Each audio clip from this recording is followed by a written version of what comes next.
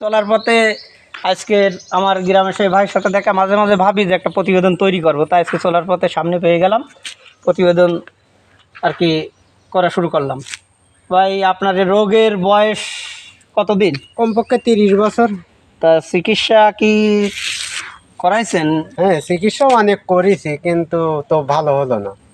ও, তা এখন আর কি চিকিৎসা করান? না, এখন আর করায়নি, বয়স অনেক হয়ে গেছে, এখন আর চিকিৎসা করেন।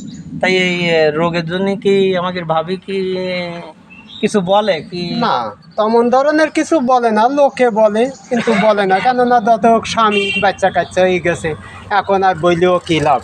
কিন্তু অনেকের ফ্যামিলিতে এটা পারিবারিক গণ্ডগোল হয়ে থাকে, দেখতে খারাপ দেখা যায়, অনেক সমাজে যায়, সে সমাজে দেখা যায় নিজের স্বামীর পরিচয় দিতেও অনেক সময় লজ্জা পায়।